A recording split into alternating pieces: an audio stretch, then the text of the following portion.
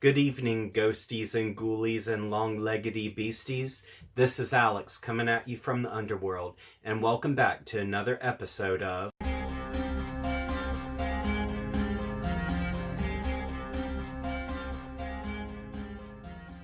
Throughout my life, I never really cared to explore the sci-fi subgenre of horror literature. For some reason, I thought that it would be a little too hardcore sci-fi or really cheesy. I guess the reason why I felt this way is because growing up, I had seen quite a few different sci-fi movies and shows that honestly weren't that good. And also, I just wasn't a fan of sci-fi movies to start with. So I kind of already had this idea in mind that I would not enjoy the literature as well. But last summer, I decided to take a break from reading about maniacs and monsters and ghosts to try out some new territory. And this is when I decided to finally give a shot to the sci-fi subgenre of horror. And I was actually pleasantly surprised and discovered that I really had neglected myself of a good subgenre. Among the books that I read, I had read Who Goes There by John W. Campbell, and I had read The Puppet Masters by Robert Heinlein. And in the future, I'll do reviews on those books as well. But the book that really stood out to me and really impressed me was Invasion of the Body Snatchers by Jack Finney.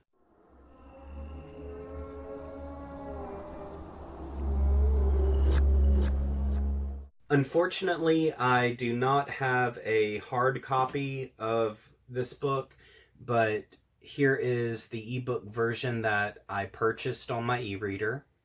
Hopefully you can see that without a glare. But Invasion of the Body Snatchers. The concept is a simple one, but it's very effective. You have the lead character, Miles, who is a doctor and is also the narrator of this book. And he's sitting in his office one day when his high school sweetheart Becky comes in, and she's concerned for her cousin Wilma, who believes that Becky's Uncle Ira is an imposter and not the real Uncle Ira.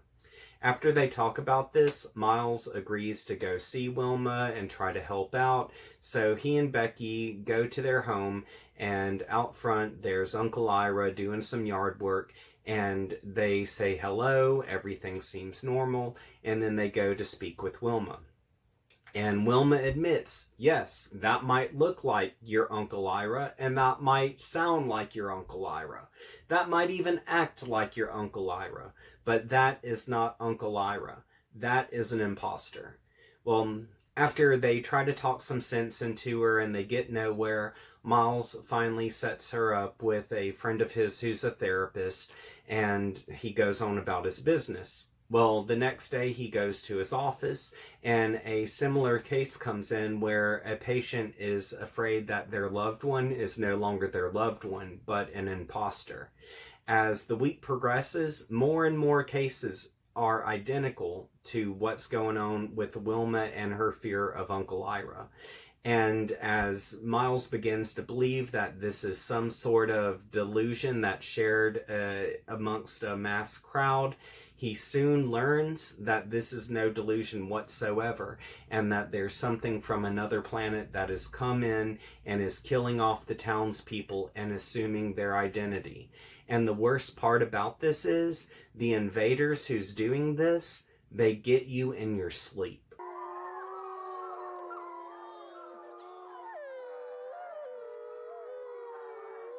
This is a work of pulp fiction, and if you don't know what that is, it is fiction dealing with lurid or sensational subjects, often printed on rough, low-quality paper manufactured from wood pulp. In other words, these were fast-paced, hard-hitting stories that were inexpensively sold and inexpensively printed. Like almost all pulp fiction, Invasion of the Body Snatchers began as a serial story. It floated through the 1950s as The Body Snatchers in a bi-weekly fiction magazine. After its publication and 1956 film adaptation, it underwent a few revisions. In the 70s, it received a reissue with the title change now being Invasion of the Body Snatchers. In this decade, a successful movie remake of the same name hit theaters. In the 90s, the film Body Snatchers, The Invasion Continues acted as a sequel. In 2007, another remake titled The Invasion tried to duplicate past successors. Believe it or not, when The Body Snatchers was first released, it really did not receive that great of response from the critics. And what I mean by this is they complained that there was scientific inconsistencies, and also the characters did whatever was needed where they could move from point A to point B. This includes making some pretty stupid decisions. And some of these are translated over into the newest edition, which is known as Invasion of the Body Snatchers. But regardless of how the setup is done and how it plays out, this is still one of the most frightening and influential pieces of science fiction horror that's ever been produced. And it really does deserve its spot in pop culture. Now, aside from all of that, we have covered the background of the book, and so that means it's time to move on to the spoilers section of this video. That means I'm about to discuss some scenes and character development that you might not need to know if you want to go into this book without having anything spoiled for you. So if you would prefer to skip this section and go directly to the thoughts chapter, I have provided in the comment section of this video a timestamp that will be pinned at the top of the comments. All you have to do is scroll down, click that timestamp, and it will redirect you further into the video. You only have 17 seconds to do this. So ready? Hey Sally. So ready, set, and go.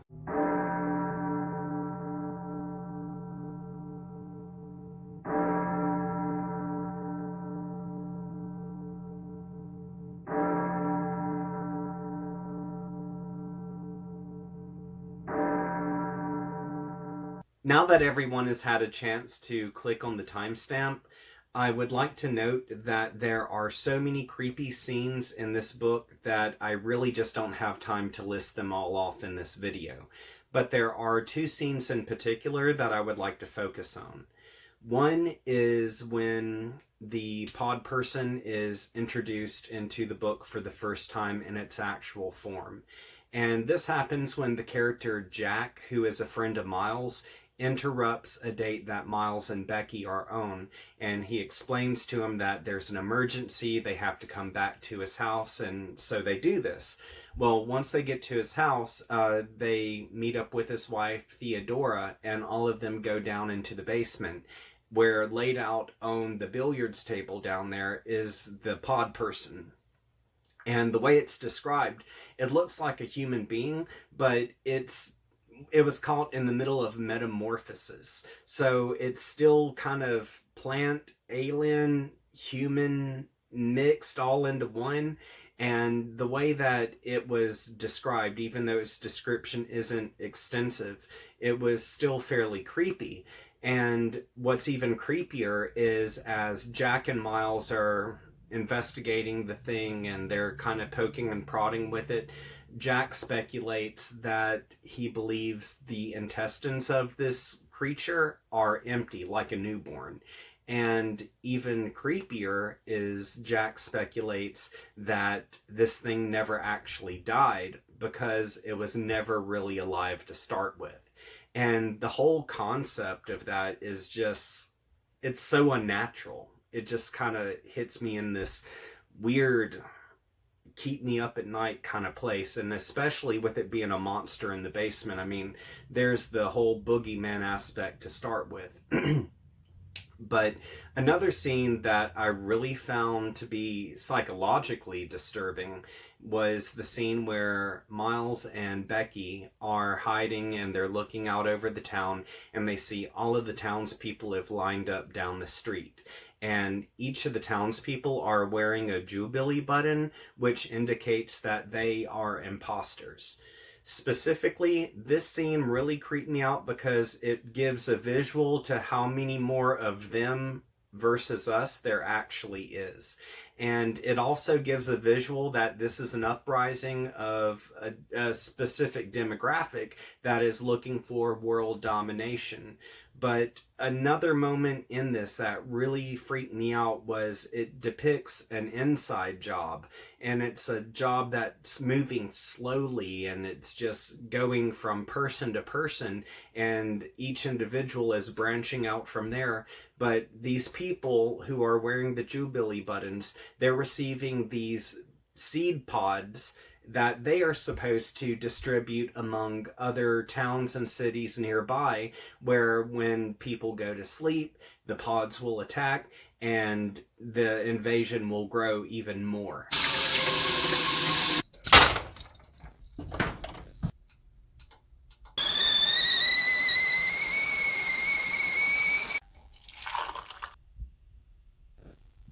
Unfortunately, this book does not paint its characters out to be the brightest crayons in the box. Let me give you a few examples here. The best example that I can begin with is when you have Jack, Miles, Becky, and Theodora, and they're in the basement of Jack's house where they have just discovered the malformed pod creature. So anyway, after they talk and everything about what this thing could possibly be, Miles decides that it's time for him and Becky to go. Well, he tells Jack and Theodora, just hang out here and observe the thing and just make note if there are any changes. Bitch. Listen, there is a thing in the basement that is not a human being, and you expect me to hang around and observe?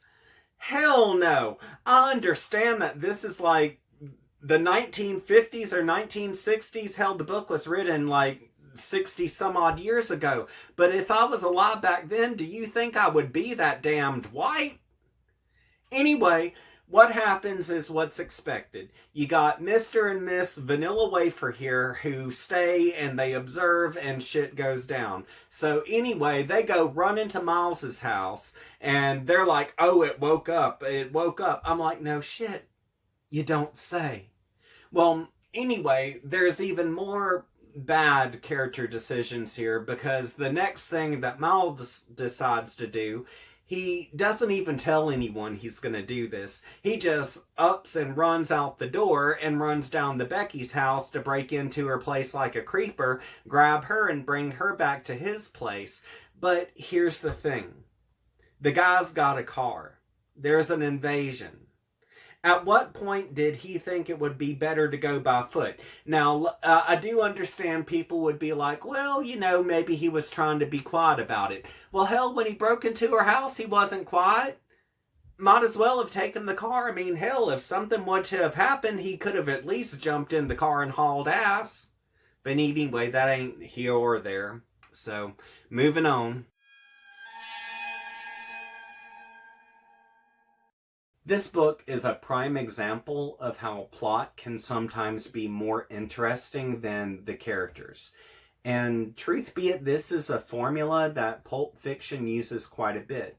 So if you decide to read this book, understand that the payoff and plot is going to be much better than falling in love with any of the characters.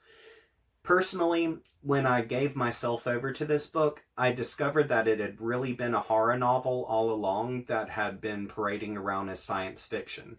And truth be it, it really hits in some primal fears here. What I mean by that is, it really stresses the feeling that everyone is against you and they're all out to get you. And also another frightening concept that came along with this, and I know this predates Freddy Krueger, but I think that maybe this was the first time it was ever used in fiction. It really stresses, if you sleep, you die. This is when the invaders will get you, is when you're sleeping. And this is pretty creepy because sleeping is inevitable. It's like breathing or blinking. You have to do it eventually. Other than that, I did find a few themes in the book, and the themes were communism, resistance, media coverage, and also land invasion. With communism, I had already discussed that in the spoiler section, so I won't discuss it again here, except that it's very relevant, especially when you see the imposters with the Jubilee pins on, which those might as well have been swastikas in my opinion.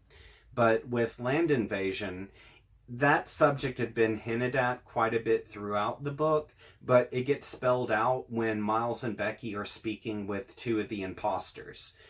Through dialogue, they learn that the space spores, such as what the book dubs them as space spores, that they had come to this planet by accident to have an opportunity to use up more sources. And this is, of course, after they have used up all of the sources and nutrients on other planets. And I saw this as a metaphor, really, of how some humans want world domination. And it also speaks about how humans go from one location to the next, dominating and controlling and just draining all of the nutrients from civilizations and Earth itself.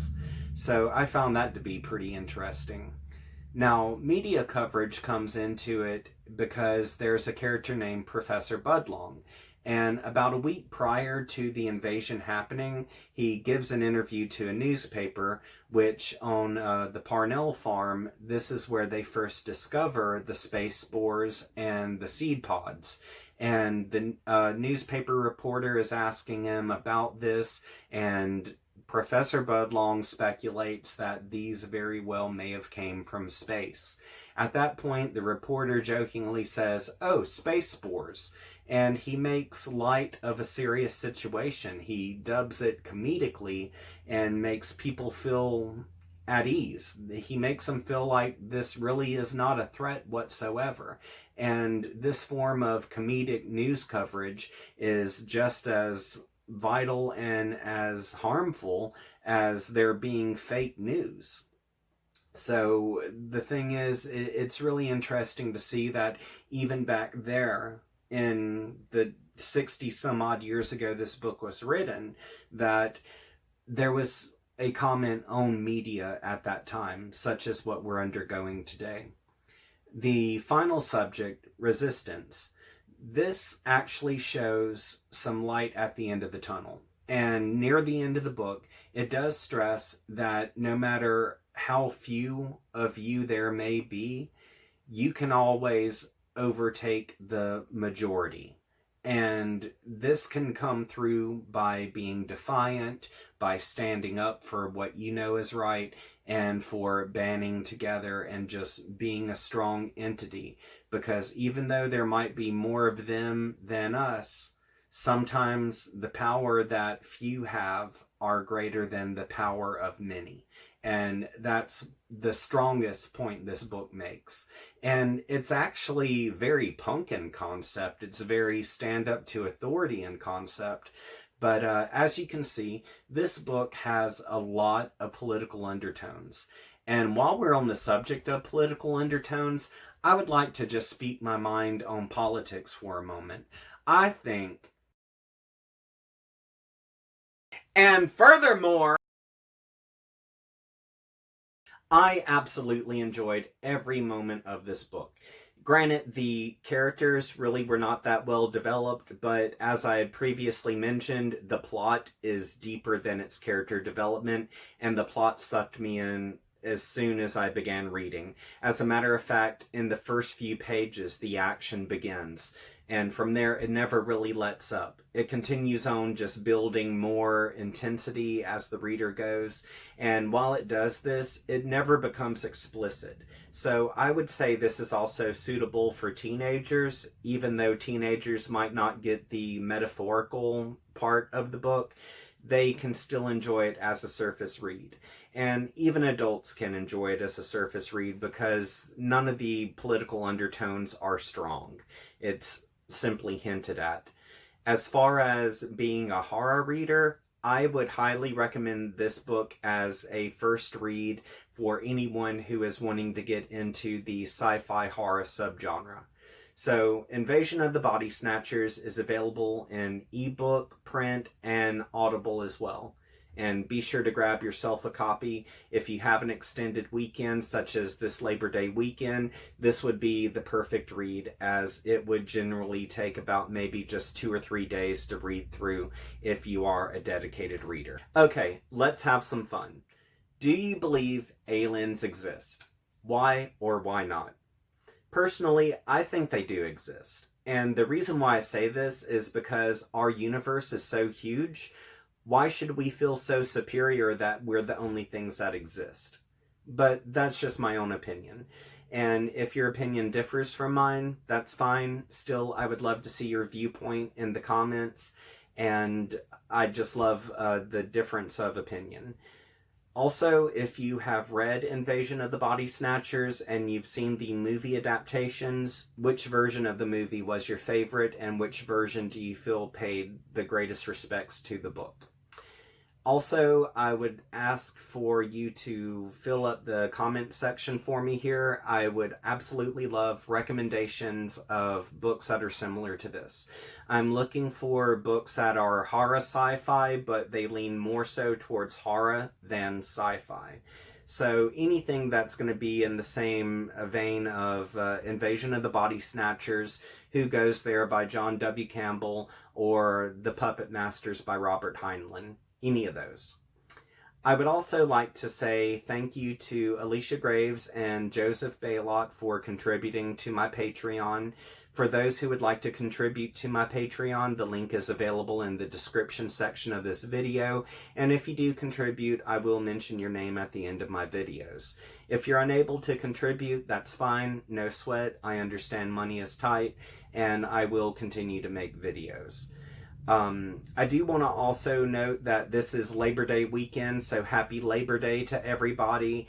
And if you're going to be drinking, have a designated driver. Please drive responsibly. I cannot stress this enough. I've lost tons of loved ones in my life because of people driving under the influence, and I just don't want to see any more lives lost because of partying and driving. So please be responsible.